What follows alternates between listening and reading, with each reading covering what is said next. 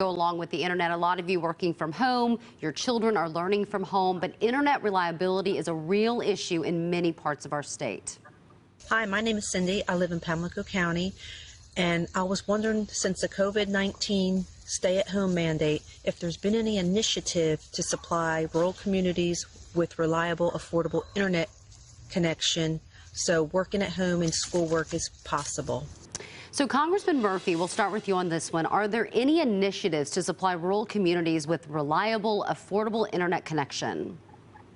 This is a critical issue for our state. I worked on this when I was in the General Assembly in North Carolina. One thing that we've seen from a medical standpoint is now, through the passage of the CARES Act, we're doing a lot of telemedicine, which has been critical for people to get access to medical care without having to leave their house since the stay-home order. And so now also for the same thing, it's unfair for children to be sent home and say, okay, it's time for you to do your homework, and they don't have the resources that they need. They don't have the internet access. They can't get to the library. It's critical. Unfortunately, our state budget did not get passed this past year. It got vetoed.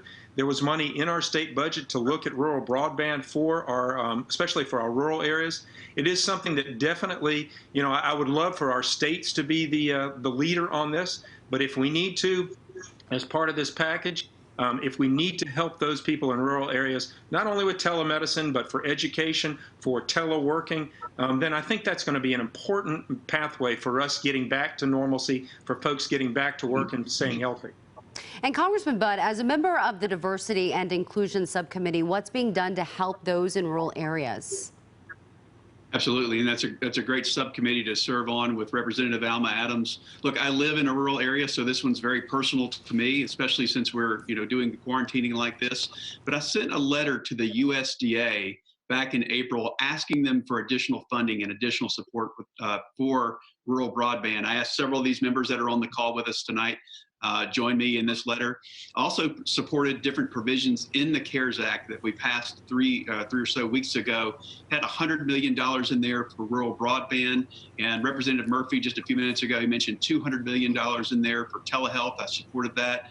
$25 million in there for distance learning, and $2 billion in there for telemedicine just for our veterans. And I have a large VA presence in Rowan County, Salisbury.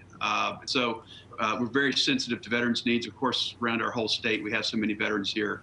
But definitely want to support rural broadband and different versions of that, including telehealth. Let's go ahead and talk to Congresswoman Adams as well. Congresswoman Adams, you are very passionate about education. That's your whole legacy. So what do you think is being done to help those in rural areas get the internet that they need?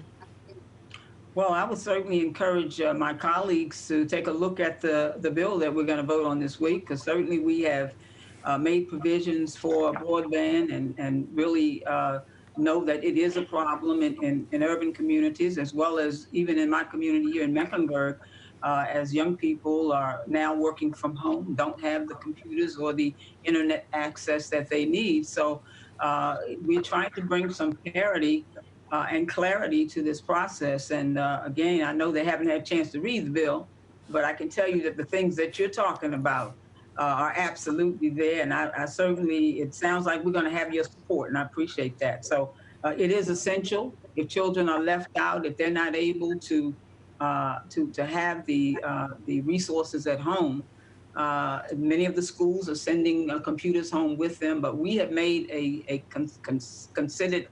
concerted effort in this bill to include broadband, and it's going to happen. We need your help on that.